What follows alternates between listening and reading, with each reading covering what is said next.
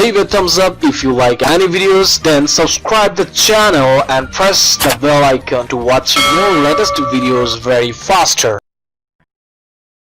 Ramanujan's poetic style. Introduction. Ramanujan is one of the leading Indo-Anglican poets. He is a born poet who has given a new direction to Indian poetry in English. He composes poems in Kannada and English with equal command and mastery. His greatness lies in his unsurpassable ability to translate his experience. His status as a poet can be compared with that of Ezekiel and Kamala Das. But Ramanujan's real greatness lies in his craftsmanship. In this context, he towers above most of the Indo-Anglican poets. Master of language. A.K. Ramanujan is a great and gifted artist. He is certainly one of the greatest masters of English language among the Indo-Anglican poets. Apart from his theme, he ranks very high for his use of the English language to express himself. His interest in linguistics influenced his conception of poetry and poetic craftsmanship. Most of the critics accept that Ramanujan has a great control over the English language. Commenting upon his linguistic excellence, K.N. Daruwala says, Ramanujan's imagination is always focused and never diffuse. His language is rapier-sharp. His poetry is both delicate and intricate as the spiral line of a shell. Words and phrases. A.K. Ramanujan has shown a rare originality in the use of words. At the same time, he has shown an extraordinary talent for phrase-making. His poems abound in felicities of word and phrase. Ramanujan is fond of everyday words. In the use of words he maintains economy. His apt and meaningful words offer dentist terseness and condensation. His diction is conspicuous for epigrammatic terseness, felicity of expression and classical simplicity and austerity. Examples are not far to seek. In his poem of Mothers, among other things, Ramanujan's fondness for words and phrases is visible.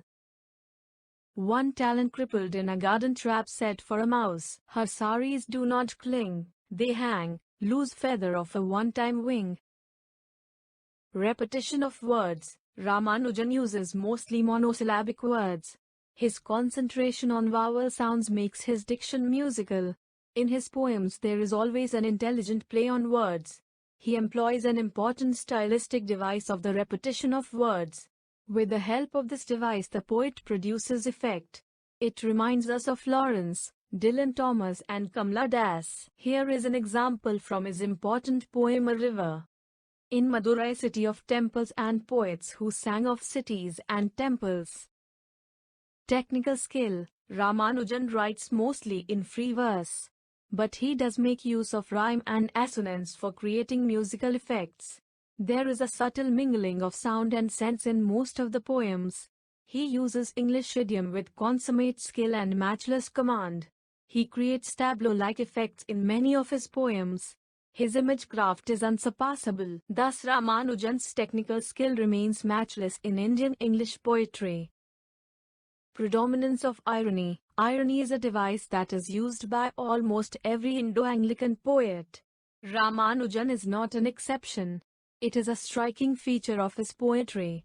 He has employed this device in almost every poem. Obituary is a fine poem, which is steeped in irony. Here the speaker has a good-humored laugh at his father. In A River the poet speaks ironically about the Tamil poets. In History the poet ironically exposes the greed of the relatives. The distinctive imagery. Ramanujan's poetry is full of imagery. His images are concrete, precise, accurate, real and highly suggestive. His imagery creates vivid visual effects. In this respect Ramanujan is closer to Keats than Shelley. He has used all categories of images. Often the images are complex.